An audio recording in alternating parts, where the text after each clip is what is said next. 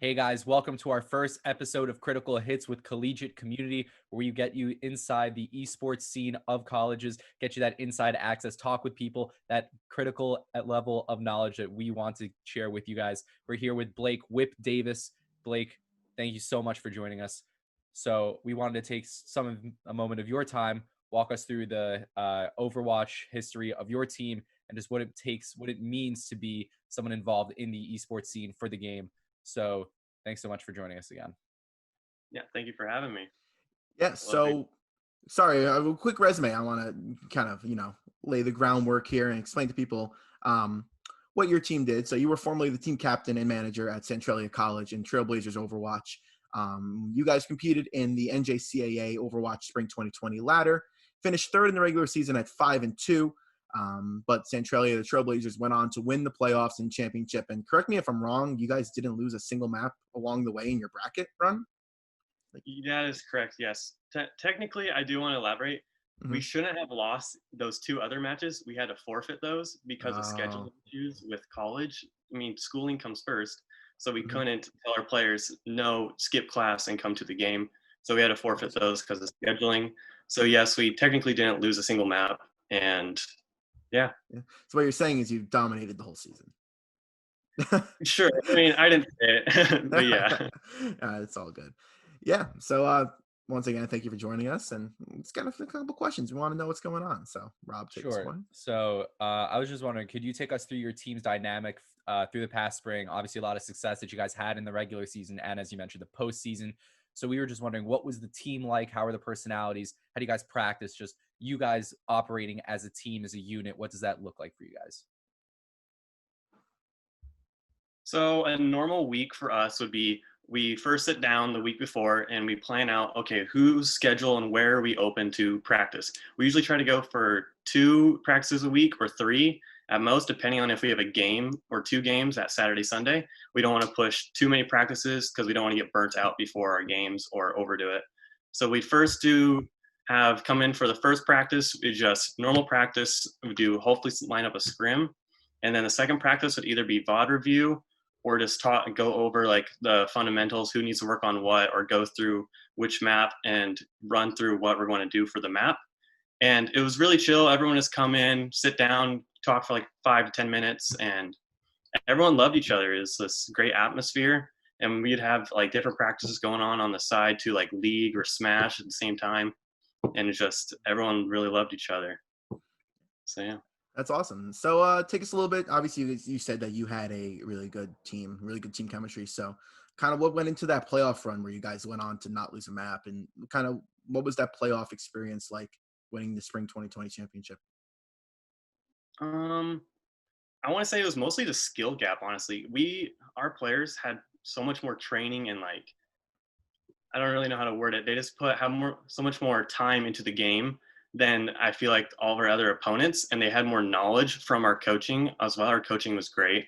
Our Jacob Beach, he basically started the program at CC, and he helped everyone. Like, I remember one of our players started at silver and he ended being diamond at the very end of spring, and he gained so much knowledge. He became our main support.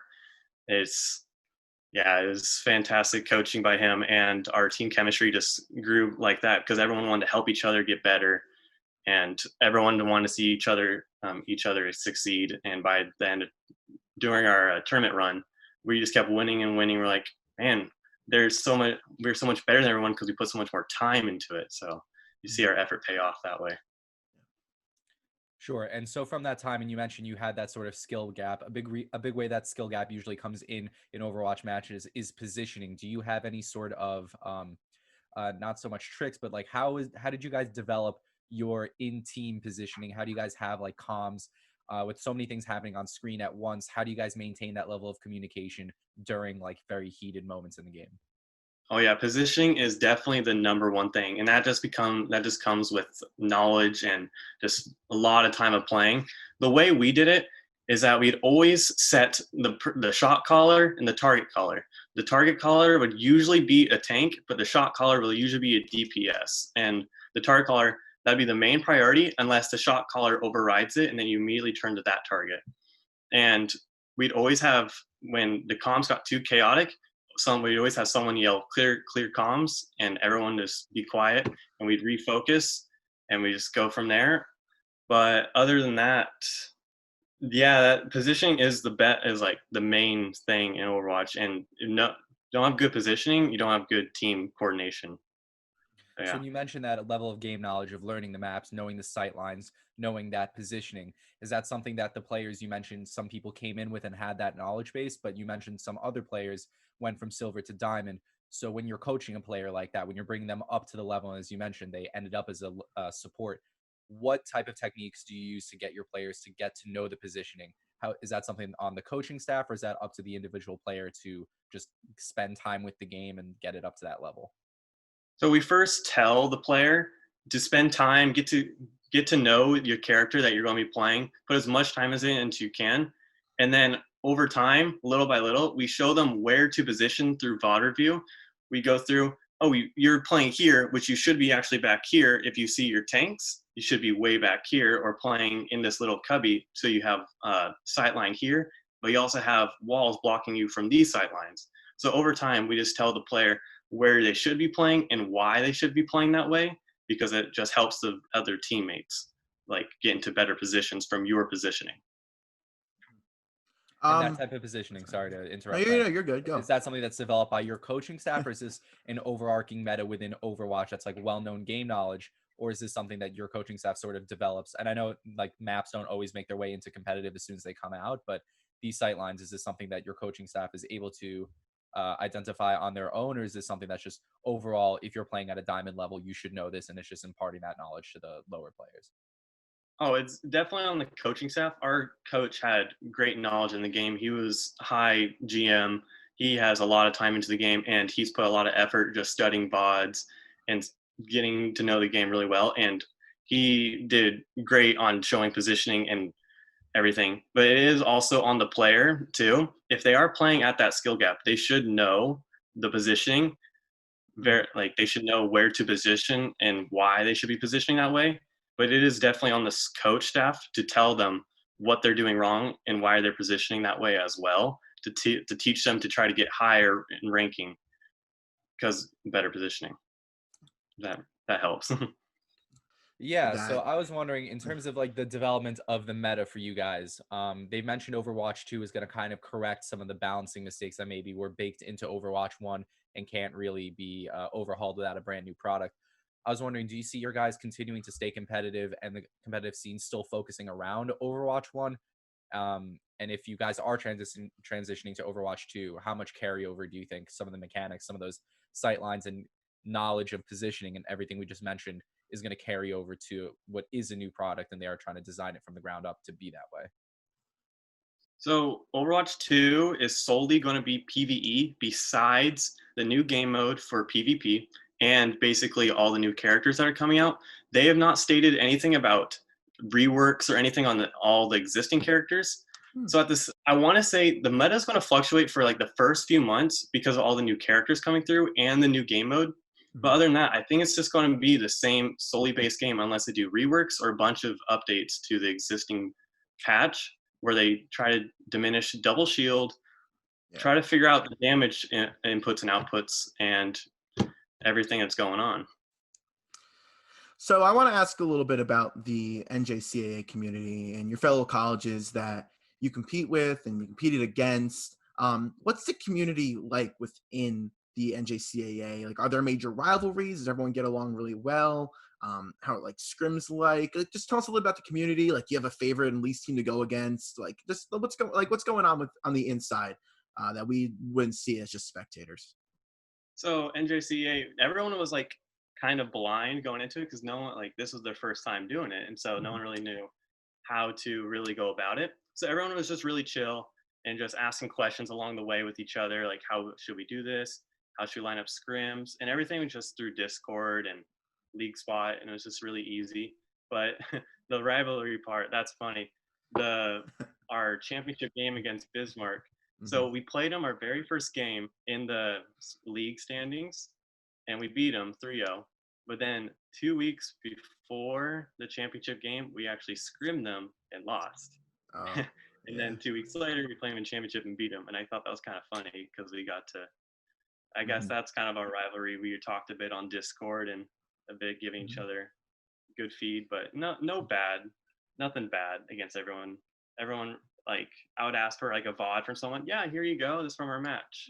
Everyone gave each other tips. I mostly gave a bunch of people tips, and I also asked for a lot of VODs from other people because I really want to see other people's perspectives from what we looked like.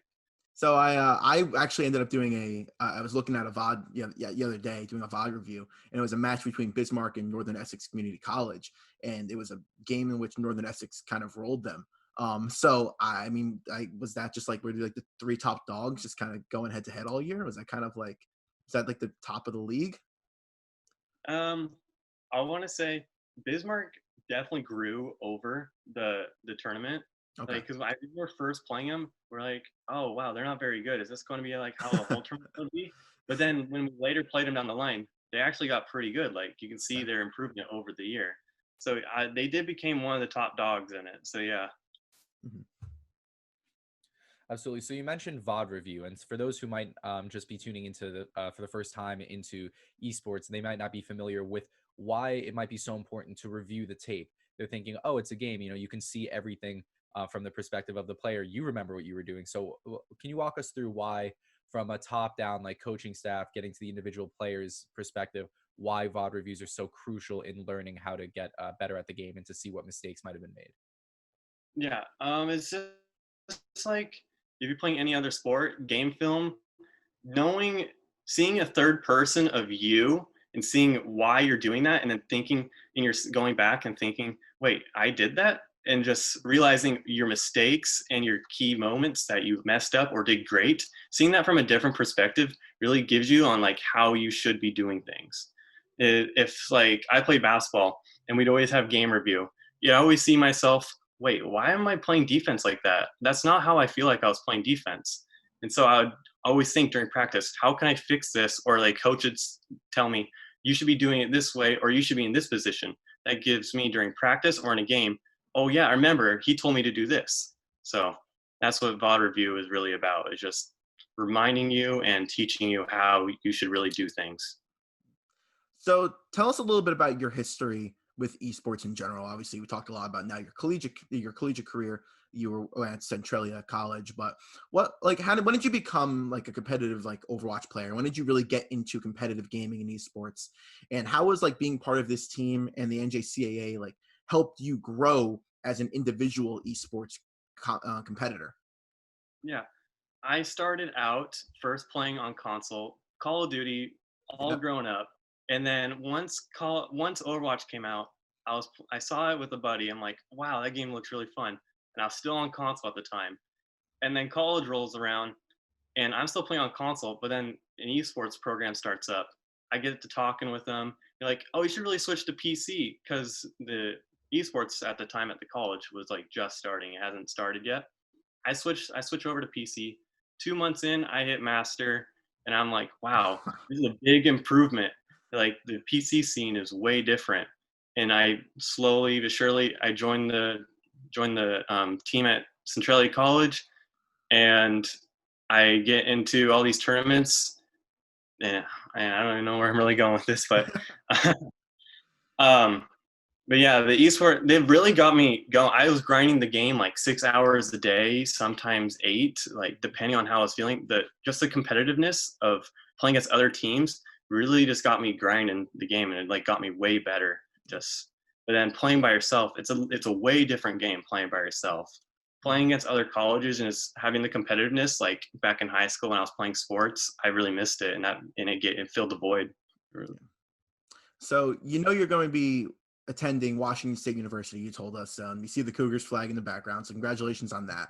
Thank you. You said you're hoping to continue your esports career as well when you go there. So what's something you've learned or taken away from your time doing in the collegiate community that is the NJCAA that you want to bring with you on your next step, and how has that shaped you and helping you go into the future? It's how you put yourself out there. Like, no one's going to come to you and tell you, hey, we want you on your team. It's how you put yourself out there.